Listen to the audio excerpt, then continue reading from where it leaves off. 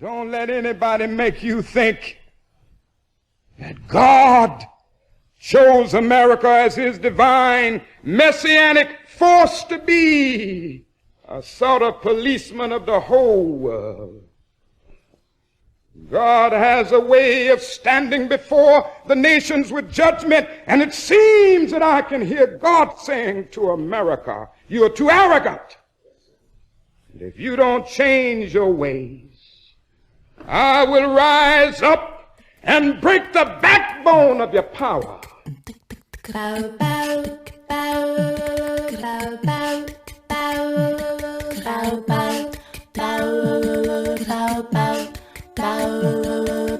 Hotep, which in the language of ancient Egypt means we come with justice in peace. Welcome to Freedom Now, a Saturday Pan-Africanist and Internationalist World Affairs program. Freedom Now is committed to the principle of the rights of all peoples and nations to self-determination. We thank you deeply for your contribution to KPFK, which permits programs like Freedom Now to stay on the air. In this era of corporate acquisition and co-optation of all dissident media, we provide the microphone, challenging their corporate and racist point of view. So stay tuned for our agenda here at Freedom Now.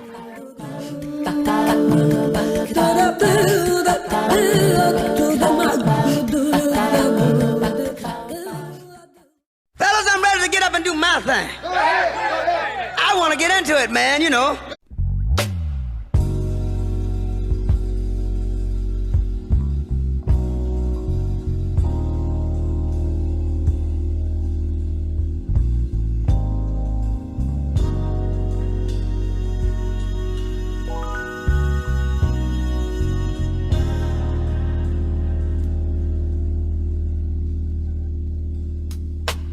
Peace, hoteps, and wisdom to all of our faithful and devoted listeners out there in the radio verse.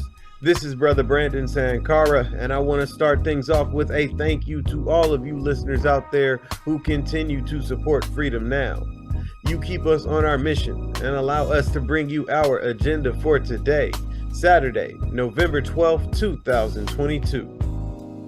We begin with our dear sister Genesee, riding the waves of history, giving us the historical drumbeat calendar for the week, reminding us that every day is a day in African history. After that, Dr. Gerald Horne will be in conversation with Treva Lindsay, professor in women's gender and sexuality studies at Ohio State University and founder of Transformative Black Feminism Initiative in Columbus, Ohio. For our purposes today, she is the author of the book, America, Goddam, Violence, Black Women, and the Struggle for Justice. And Dr. Horne will be diving deep into the content and context of the book, as well as Professor Lindsay's other endeavors in activism and outreach. So stay tuned for yet another valuable conversation. Then, in the second half of our program, Prison Radio will be sending us yet another relay, bringing us a message from our dear brother behind the walls, Baba Mumia Abu-Jamal, who has a message about the death of the death penalty. After that, we'll be hearing from LaKisha Michelle Simmons, Associate Professor of History and Women's and Gender Studies at the University of Michigan at Ann Arbor, and co-editor of the book, The Global History of Black Girlhood.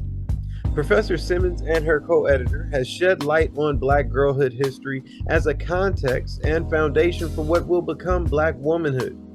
In a world where childhood studies and focus can often ignore and neglect Black girls, Dr. Horne and Professor Simmons will open the conversation with a lens on them. So keep those dials tuned here on Freedom Now. Now, we also want to give a special and revolutionarily charged shout out and shout of love to dear brother Dr. Mutulu Shakur, who is to be freed from prison after 36 years. Dr. Shakur is battling medical issues and will be able to be surrounded by all of our love during these difficult times and for the rest of his time. This is long overdue, but it is here now nonetheless, and we can celebrate with our dear brother. So shout out to you, Dr. Mutulu Shakur. Now I'm going to be on the ones and twos as we pour this knowledge, making sure your mental cup runneth over with revolutionary wisdom right here to quench your mental thirst on Freedom Now, KPFK 90.7 FM in Los Angeles, and KPFK.org, streaming live on the web. Being that we're fresh off of this election week, I'm going to be cleansing your mental and political palate with an assortment of clips from the great Malcolm X to remind us where we stand in the fray of the American political chessboard. And to be sure that we stay on a smooth ride with that cultural vibe you know and love, we'll be enjoying a musical bottom featuring Roy Hargrove, Herbie Hancock, Hank Mobley, Roy Haynes, and Duke Ellington. Now people get ready for this train a coming, taking you one step closer to mental liberation. And stay tuned for that beat of the historical drum and a conversation with Dr. Gerald Horne and Professor Treva Lindsay.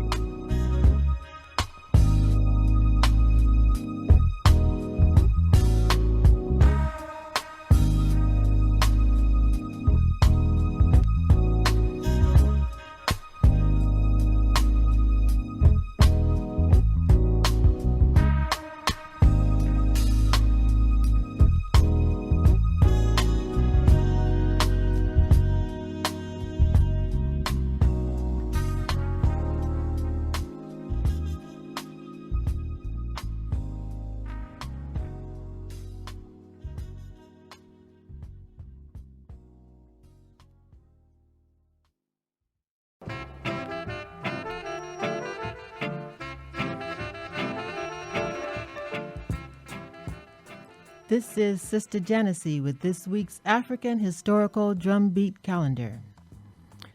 November 15th, 1998, Kwame Ture, formerly Stokely Carmichael, crossed over to the ancestor world.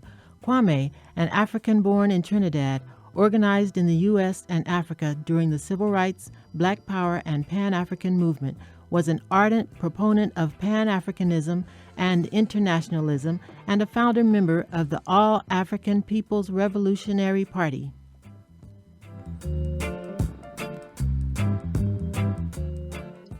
November 15th, 1884 through 1885, the Berlin Conference in Germany, where the European powers and the U.S. meet to divide up Africa and African people, totally ignoring the wishes of a quarter of the world's population.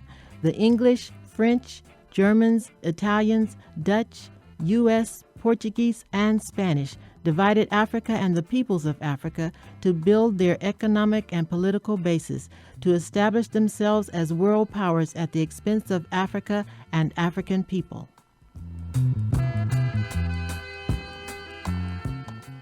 November 15th, 1988, the Palestinian Liberation Organization proclaims independence for the Palestinian state from the U.S.-backed settler colony of Israel. November 15th, 1930, Mother Jones. When asked where she lived, she said, "Wherever there's a fight." Irish working-class shero, she organized against child labor, coal miners, and fought against capitalist exploitation. She was opposed to the women's suffrage movement because it was primarily a privileged women's movement that she felt would divert working-class women from the fundamental contradiction of the class struggle that gave birth to women's oppression capitalism. November 16, 1892, the African country of Dahomey, under Behazin, defeated French in their ongoing efforts at freedom from slavery and colonialism.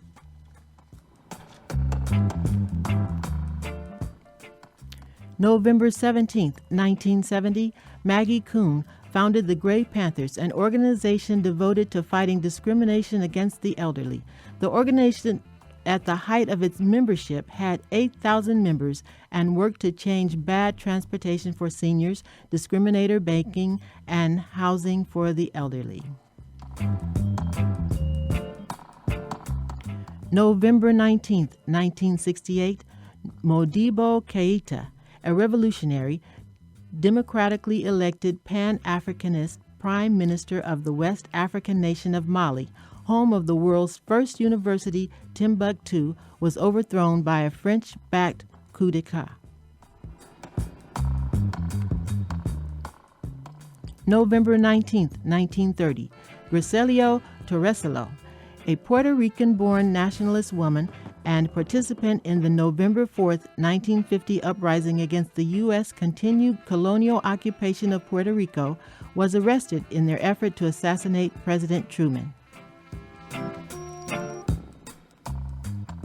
November 20th, 1695, the National Black Consciousness Day in Brazil, memorializing the death of the greatest slavery resistance fighter in the Western Hemisphere, Zumbi.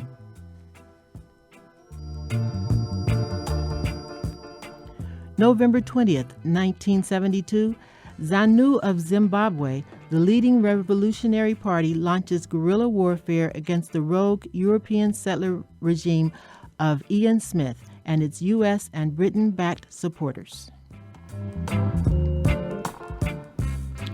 November 22nd, 1930, the Nation of Islam was founded. The Nation of Islam is a continuation of the tradition of African nationalism and organization of Martin Delany, Noble Drew Ali, and Marcus Mosiah Garvey. The Nation of Islam was founded by the Honorable Elijah Muhammad, which was provided leadership including Malcolm X, Khalid Muhammad, Minister Louis Farrakhan. It is the largest organization of African people in the United States. November 22nd, 1970. The African masses in Guinea defeated the Portuguese invasion and attempted overthrow of the democratically elected government of Revolutionary Socialist Guinea, home base for African revolutionary freedom fighters from throughout the world. This has been Sister Genesee from the African Drumbeat Historical Calendar of Freedom Now.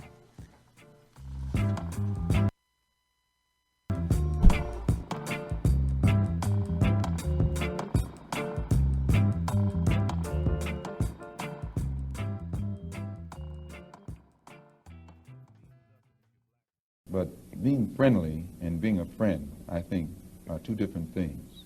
I think there are many whites who act friendly toward Negroes. A fox acts friendly toward the lamb. And usually the fox is the one who ends up with the lamb chop on his plate. The wolf doesn't act friendly, and therefore the wolf has more difficulty in getting the lamb chop in his plate. And I say that because it is usually if you study the structure of the Negro community, economically, politically, civically, psychologically, and otherwise, it's controlled by the white liberal, who usually poses as the friend of the Negro, who actually differs from the white conservative in the same way that the fox differs from the wolf. Their appetite is the same. Their motives are the same. It's only their mannerisms and methods that differ.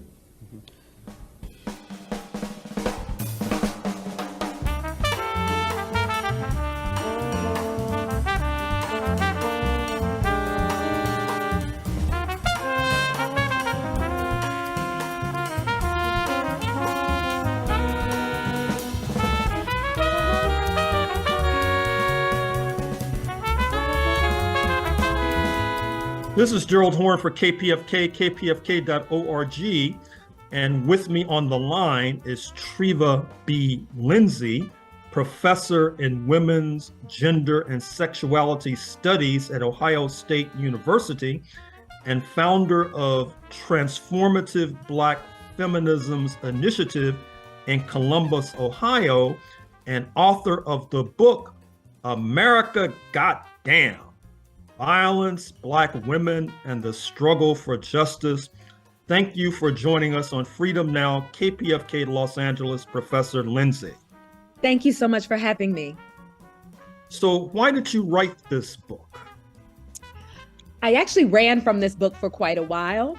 I knew it would be a very difficult book to write. I knew this history included so many examples of violence against Black women and girls.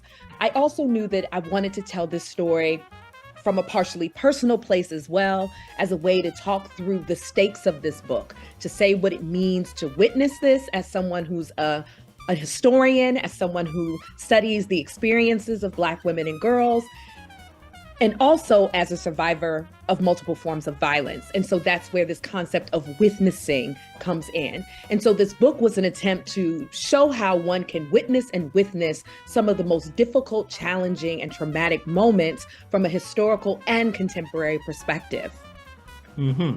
So what is the Transformative Black Feminisms Initiative in Columbus, Ohio?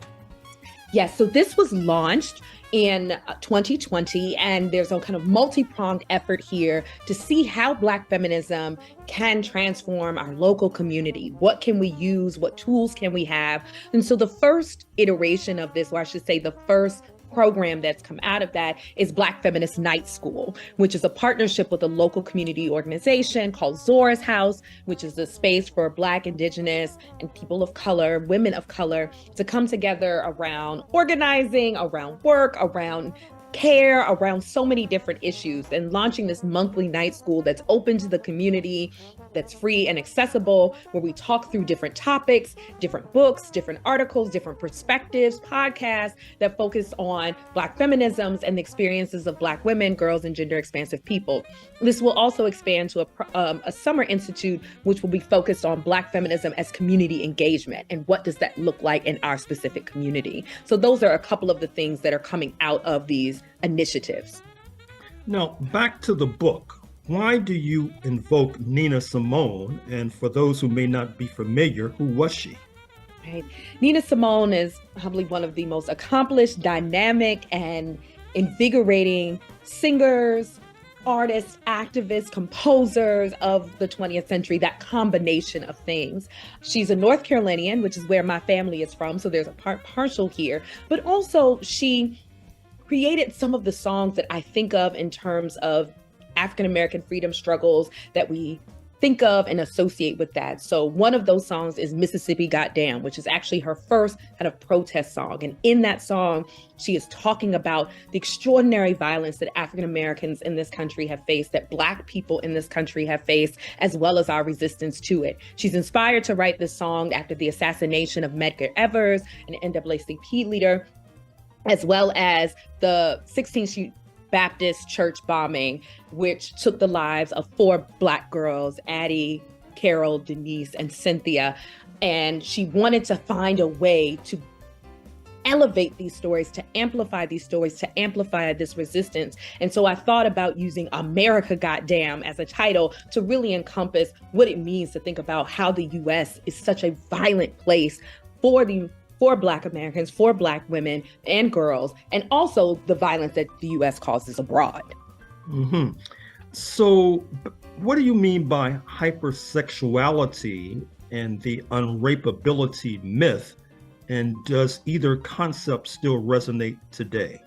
Yes. So some of this is coming out of both the transatlantic slave trade and chattel slavery in the United States, of thinking about the ways that the law that is being shaped around slavery is saying that Black women can't be raped, that we need the productive and reproductive labor of Black women to perpetuate this slave society. We need that to happen.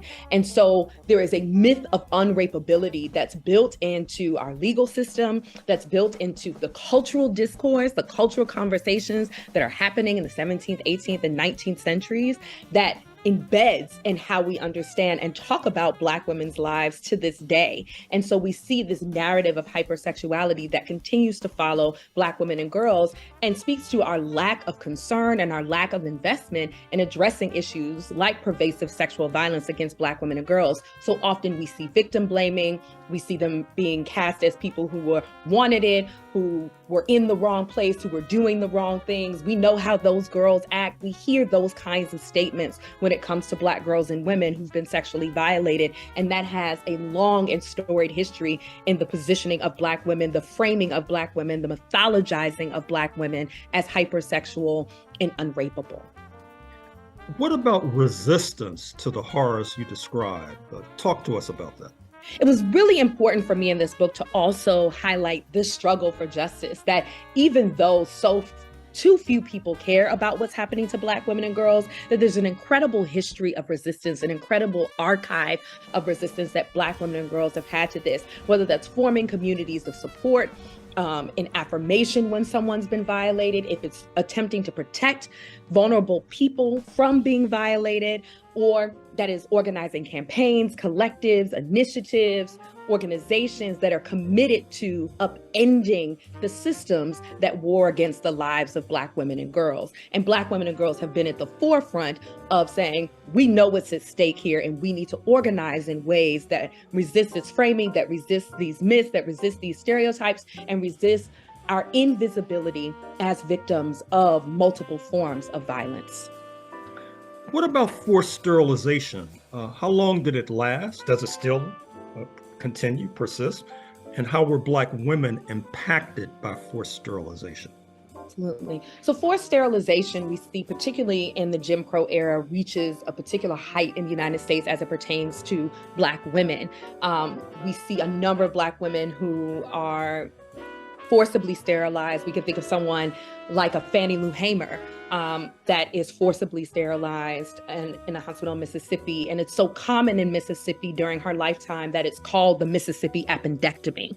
So that's the frequency with which we see it. We also see a third the women in Puerto Rico during the mid-20th century who are also forcibly sterilized. And so you see this continuing into prisons. And more recently, we saw this happen in a detention center in Georgia where whistleblower Don Wooten, who was a nurse at this center, reported a doctor who was forcibly sterilizing a number of women who were detained at these centers, and some of whom have been deported at this point, and did not get any kind of semblance of accountability for what happened to them under duress, under this system of containment, of detention. Now, many in our audience are familiar with the case of the late Breonna Taylor in Kentucky. Talk to us about state violence and police violence and how it has impacted Black women historically. Yes.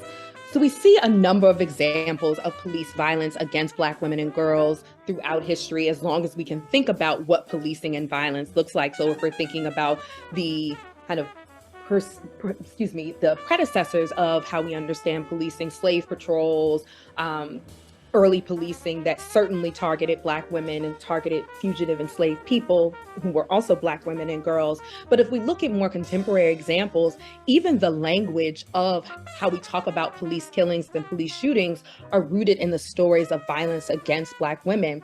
Namely, one of the most common phrases we hear is officer-involved shooting or police-involved shooting, this passive way of describing when a police officer shoots or kills a person. And so often that is a Black person disproportionately. And that term becomes popularized both in terms of policing and in terms of mainstream media after the killing of Eula Love in 1979 in Los Angeles for an unpaid gas bill, whereas that's where the incident starts. And we see the popularization of this term. It was only within the last few days that the Associated Press actually changed the stylistic choice for this framing of police killings to remove it from using passive language to say police shot or police killed. And so that tells us that people like Eula Love are not singular stories or exceptional stories, but rather illustrative of a larger trend of Black women and girls being assaulted, harmed, or killed by police officers. In your book, are there issues unique to queer and or lesbian women? Absolutely. What we see here is that I talk about the concept of multiple jeopardy as coined by scholar Deborah King to see that Black women who sit at the intersections of various oppressive systems, so that would be, right, we see how homophobia, queerphobia, anti-Blackness, and misogyny are operating together in the lives of queer women, of lesbian women, Black trans women in particular. So we see disparate violence against those communities that sometimes is rooted in both their race, gender, and sexuality.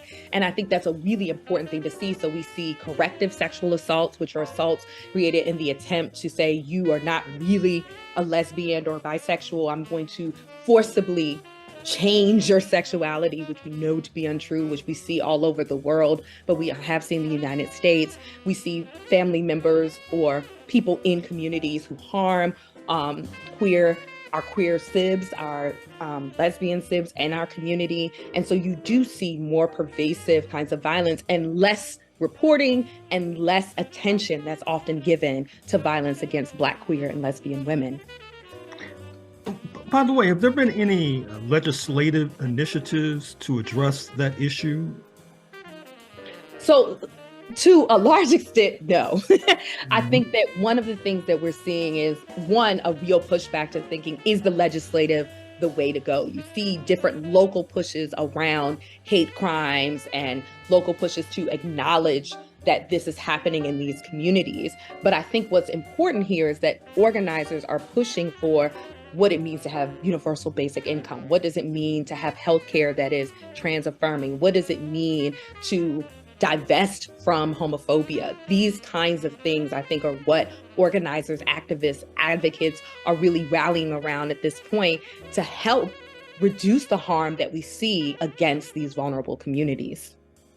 Finally, Treva B. Lindsay, professor in women's, gender, and sexuality studies at The Ohio State University and founder of Transformative Black Feminisms Initiative in Columbus, Ohio, and author of the book, America, Goddam, Violence, Black Women, and the Struggle for Justice. What next for Professor Lindsay, and what recommendations would you give to young Black girls who want to walk in your footsteps in the 21st century?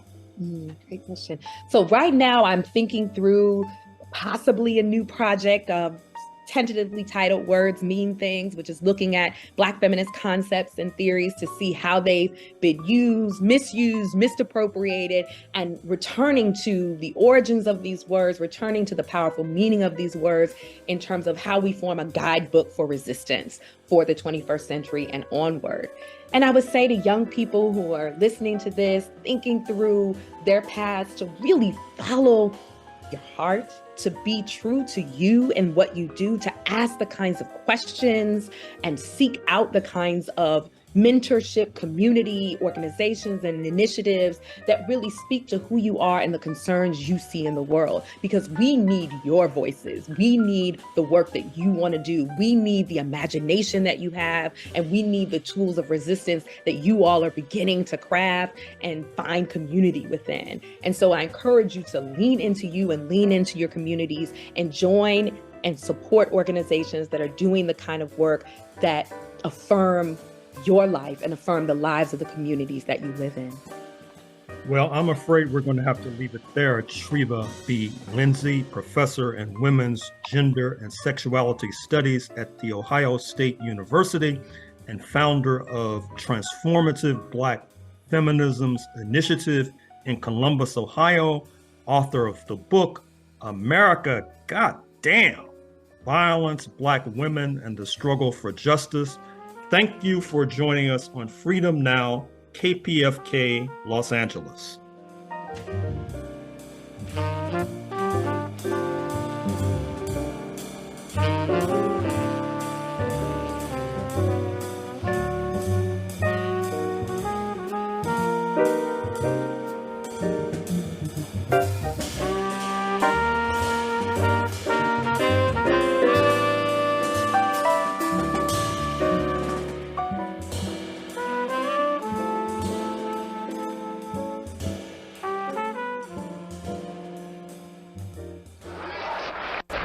The same way.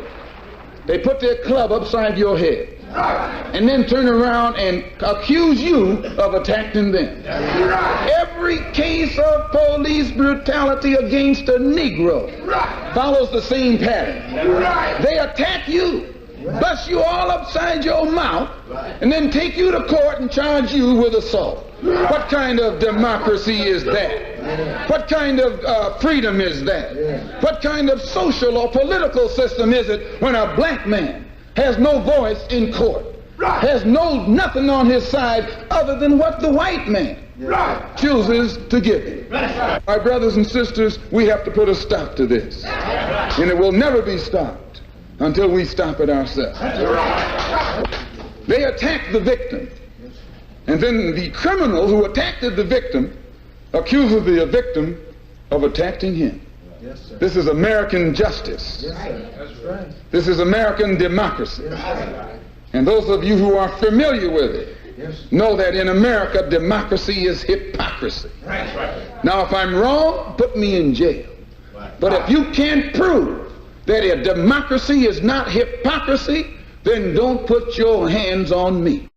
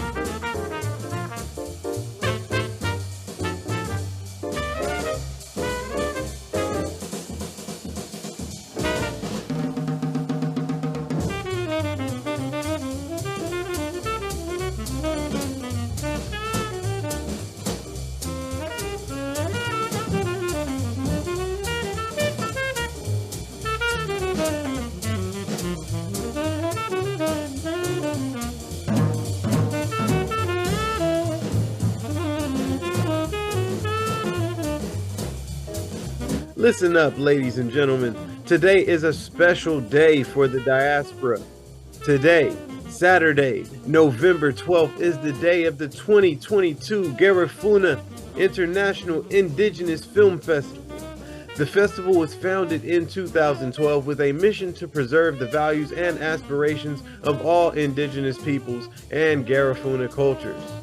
The Garifuna Film Festival's mission is to specifically support the preservation of all indigenous cultures in the world through art and film. Join them today for lots of films, panels, performances, and more, happening right now until 10 p.m. For more information, you want to visit the GarifunaFilmFestival.com. That's GarifunaFilmFestival.com. We now send you over to a relay from Prison Radio, bringing you a message from our dear brother behind the walls, Baba Mumia Abu-Jamal, followed by a conversation with Dr. Gerald Horne and Professor LaKisha Michelle Simmons, right here on Freedom Now.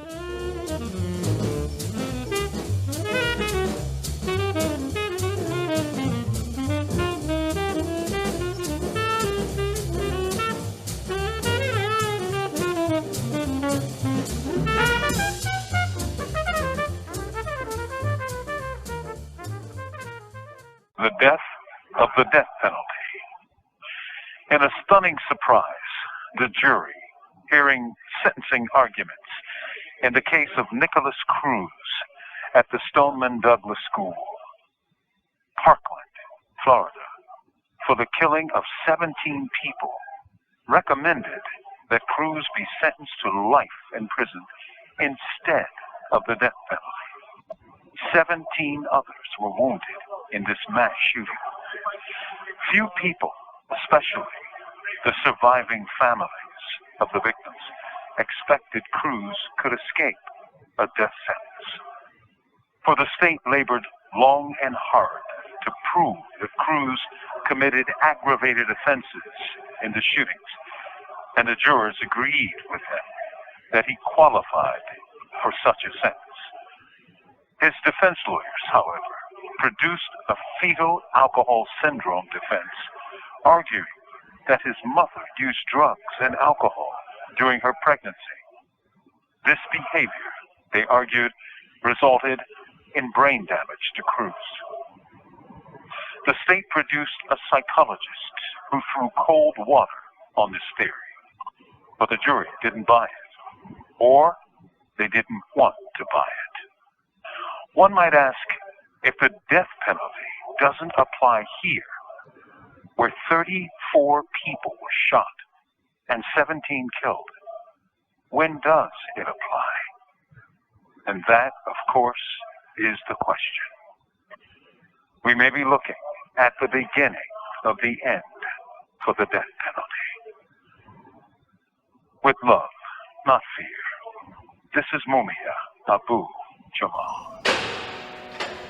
These commentaries are recorded by Prison Radio.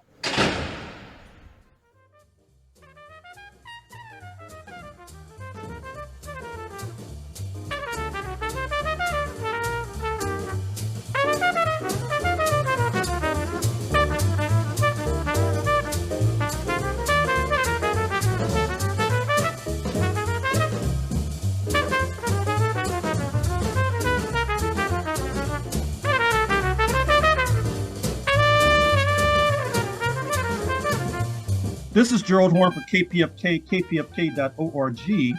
And with me on the line is LaKisha Michelle Simmons, Associate Professor of History and Women's and Gender Studies at the University of Michigan, Ann Arbor, and co-editor of the book, The Global History of Black Girlhood.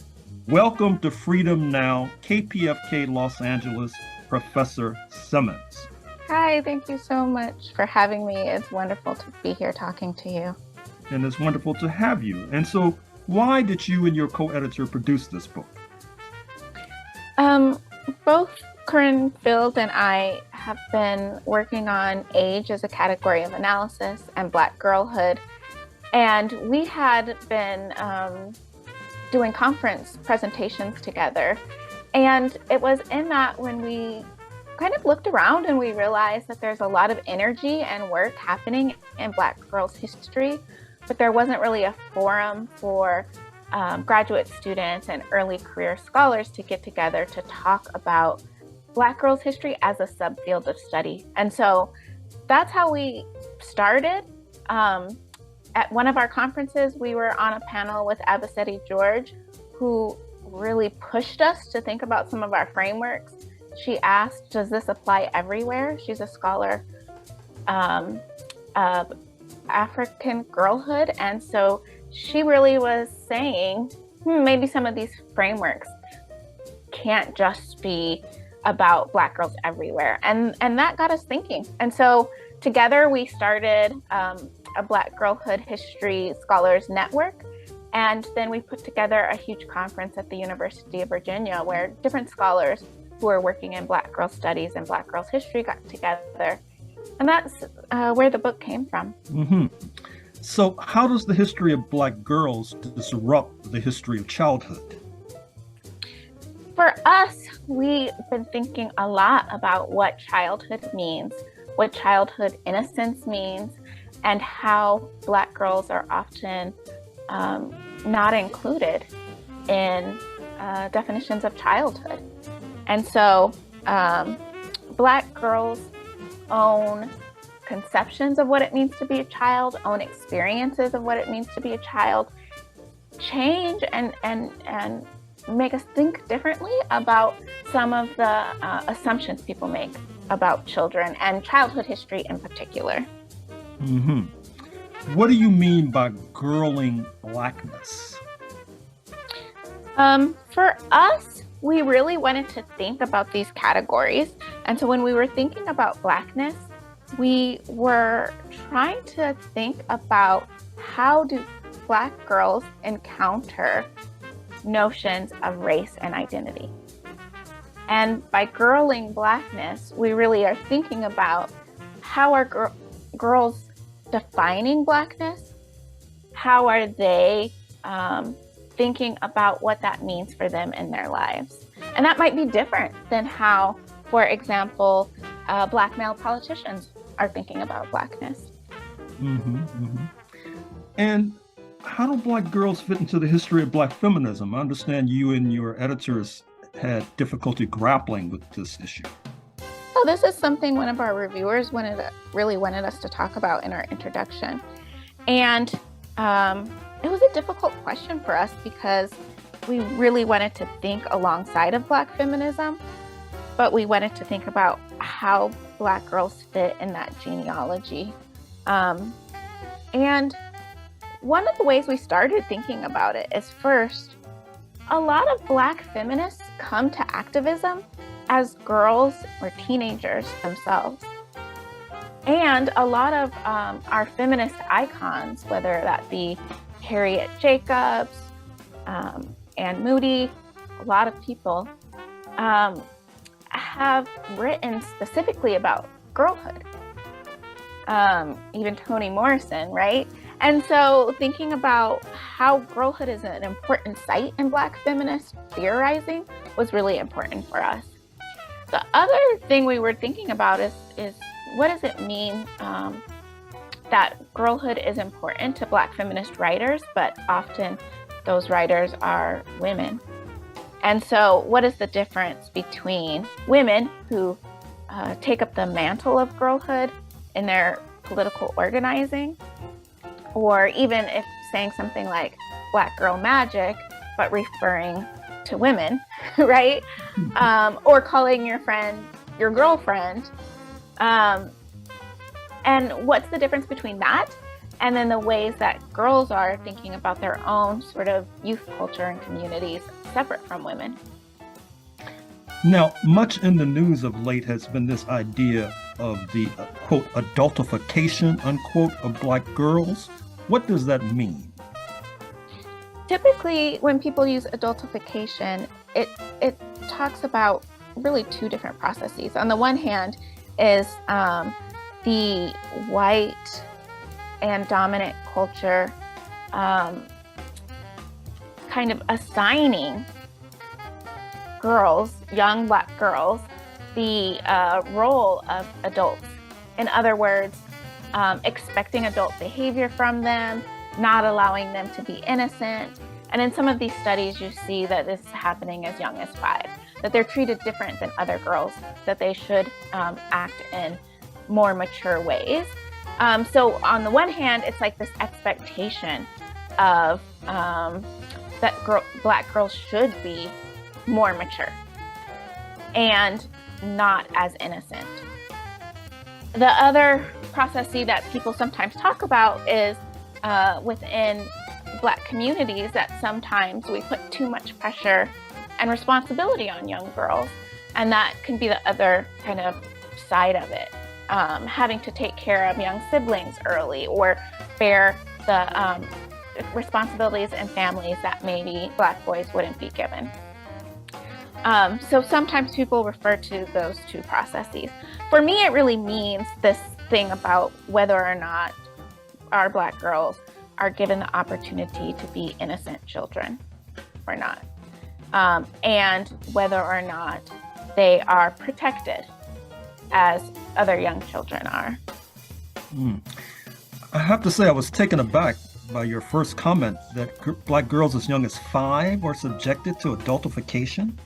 Yes, there was a semi-recent study at Georgetown University by the law school there, and they looked at children in kindergarten. And so that was one of their big takeaways, was as young as 5. And there's several studies, educational studies, that in the educational setting, as early as kindergarten, you can see teachers and administrators treating Black girls differently than girls in other racial groups. So what can we learn about Black girls in the United States by looking at Black girls in South Africa or Cuba or Jamaica or Haiti, which is really the project of your book? Yeah, I think it's so important for us to think globally for a lot of reasons. One thing I think we learn is that the meanings of childhood and even Blackness are not the same everywhere. And this is also a historical project. So we're looking at a lot of different time periods. And when we see these social constructions at work, who counts as a child, who doesn't, who has power in a society, who doesn't, who counts as Black, who counts as not quite Black because they're multiracial or whatever, we start to see how Black girls' experiences vary, but also that none of these processes are natural. And so for us, it was important to kind of look at this in a global perspective. But we also think that there's real power in understanding Blackness in a global framework, that Blackness is not just about what happens in the United States, right? That there's people of the African diaspora all over the world. And so we really wanted to have a conversation about what does it look like to be a Black girl in all of these spaces. And we see, one of the things we see, is that Black girls are fighting a lot of stereotypes and trying to advocate for themselves and catch the power that they can to be the authors of their own lives. You are also an author yourself, not just an editor. You are the author of the book Crescent City Girls, The Lives of Young Black Women in Segregated New Orleans. And I'm sure amongst our audience, when they hear that title, what will come into their mind's eye is that famous painting of a little black girl accompanied, as I recall, by federal agents of the United States involved in desegregating a segregated school in New Orleans. But in any case, give us a snapshot of your book, Crescent City Girls. Yeah, that's such a powerful image. The book Crescent City Girls is about Black girls who grew up in Jim Crow. And I really wanted to understand the experience of coming of age during segregation. What did it feel like to face the racism of Jim Crow and the sexism of the time? And how did girls come to understand themselves? And at the heart of the book is this question: what did it feel like to be a girl coming of age during Jim Crow? What did it feel like? So the book is really about emotions in a way. And I do that through looking at the different structures that girls fought against. So I look at things like interracial sexual violence. What did segregated violence look like for Black girls, and how is that different than maybe some of what we know about segregation? And then also, what were the pressures that Black girls faced in their own families and in their own communities? And so that's what the book is about. Now, let me just ask you a follow-up question. This is a historical excavation, as I understand it. And when we write history, we're oftentimes relying upon the sources of subjects. Mm-hmm. And I take it that there's probably not a huge archive of Black girls writing about how they were experiencing segregation in New Orleans. So how did you confront that issue? Yeah, I love this question because I love archives and I love doing work that other historians are like, what? That doesn't sound like something you could do. I'm a very stubborn researcher. Yes, it was incredibly hard. So I went to all the archives in New Orleans. And of course, I did oral histories. I gathered documents from women who would share with me their poetry or things that they wrote when they were children. I looked at photographs. I used social workers' reports. So there were social workers who were working with children and reporting on what was happening. I used, in the 1930s, there were a group of Black sociologists who were doing really in-depth life history interviews with children. So there were some that were doing them in New Orleans. I used those. I used children's writing from school. I used, there's a story of a girl in the book who was killed by a white police officer who was off duty. So I used legal records and police records and newspaper reports. So I use a wide variety of source material to kind of get at this question of what it felt like. And so sometimes girls are not talking specifically about what segregation felt like, but I was able, surprisingly, to talk about moments where they felt stress or where they felt proud. Or I also use performance. So like in Mardi Gras, when they're masking, that feeling of freedom. So the book's themes are around this emotion, sexuality, and geography or space. So how they navigated the space of the city. And so within that, I was able to do quite a lot. I used maps, so many things, but that's why I love it so much. I see. So finally, Professor LaKisha Michelle Simmons, Associate Professor of History and Women and Gender Studies at University of Michigan, Ann Arbor, co-editor of the book, The Global History of Black Girlhood. Give us a snapshot of your next book, Labor, Love, and Loss, Black Women, Their Children, and the Ancestors. And how does it compare to the book at hand that we're discussing? Well, I think my new project relates to my work on Black Girlhood because I'm still really interested in children and families. And so this next project is really a kind of a set of family histories that looks at Black women's families and Black mothers in the transition from slavery to freedom. And what I'm really interested in is how Black women cared for one another in the face of loss and trauma, who gave them a tender touch.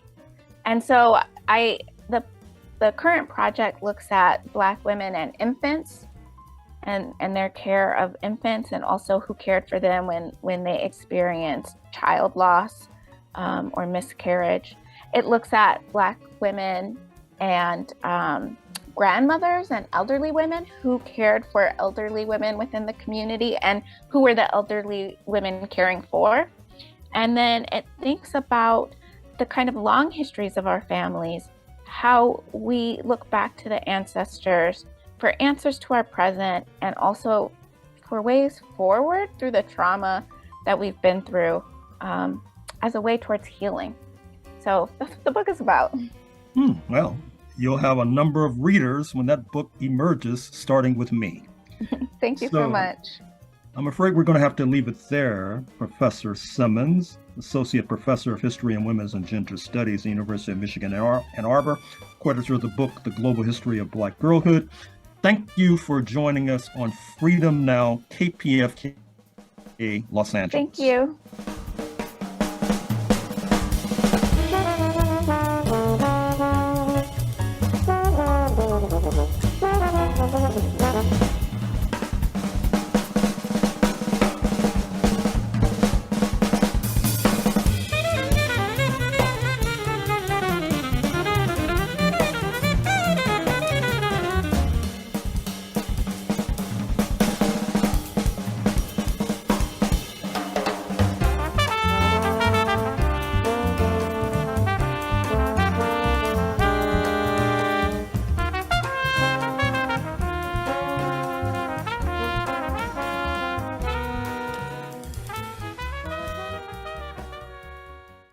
In this crooked game of power politics here in America, the Negro, namely the race problem, integration, civil rights issue, are all nothing but tools used by the whites who call themselves liberals against another group of whites who call themselves conservatives, either to get into power or to retain power.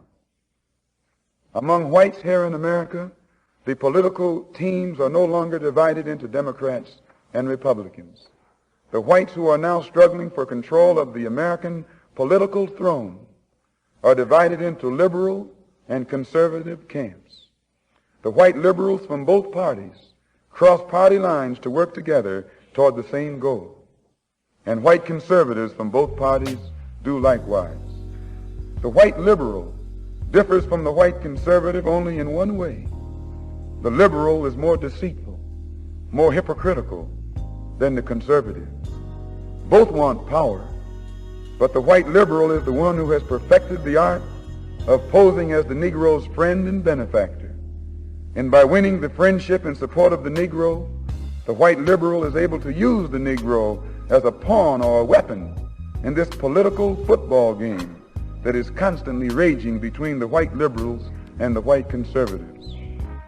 The American Negro is nothing but a political football, and the white liberals control this ball through tricks or tokenism, false promises of integration and civil rights.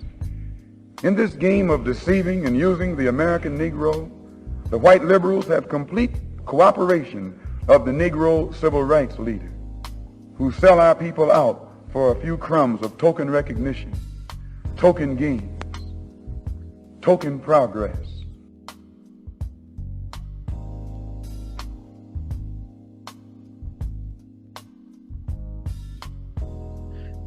In closing, we'd like to thank our guest, Professor Treva B. Lindsay from Ohio State University. Find yourself a Black-owned bookstore near you today and grab her book, America, Goddam, Violence, Black Women, and the Struggle for Justice.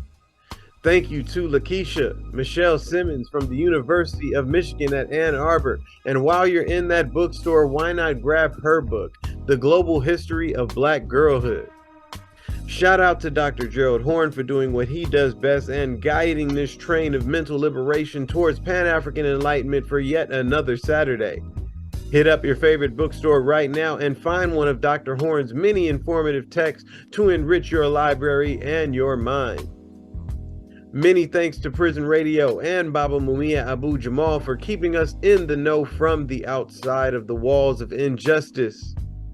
Word to producer Sister Tej. Much love to our spiritual backbone Baba Didan Kamathi, as well as our dear sister Genesee for giving us the African Historic and Drumbeat calendar for the week. Shout out to our marvelous engineer, and last but certainly not least, thanks to all of you loyal listeners and supporters out there. It takes a village to build a revolution, and Freedom Now is a village to be reckoned with. This has been Brother Brandon Sankara, and you can join us on Facebook at Freedom Now Gerald Horne. You can email the program at freedomnow@kpfk.org or go online to our audio archives at kpfk.org. Scroll down to Freedom Now and you'll be able to hear this program as well as 60 days worth of prior programming here at KPFK 90.7 FM.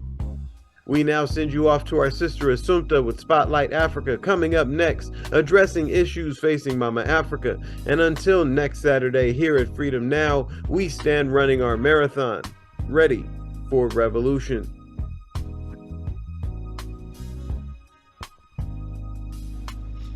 I come here tonight and plead with you.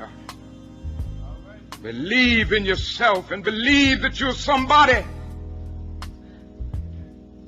I said to a group last night, nobody else can do this for us. No document can do this for us. No Lincolnian Emancipation Proclamation can do this for us. No Kennysonian or Johnsonian Civil Rights Bill can do this for us. If the Negro is to be free, he must move down into the inner resources of his own soul and sign with a pen and ink of self-assertive manhood his own Emancipation Proclamation. Don't let anybody take your manhood. Be proud of our heritage. As somebody said earlier tonight, we don't have anything to be ashamed of. Somebody told a lie one day. They couched it in language. They made everything black, ugly, and evil. Look in your dictionary and see the synonyms of the word black. There's always something degrading and low and sinister. Look at the word white. It's always something pure, high, and clean. But I want to get the language right tonight.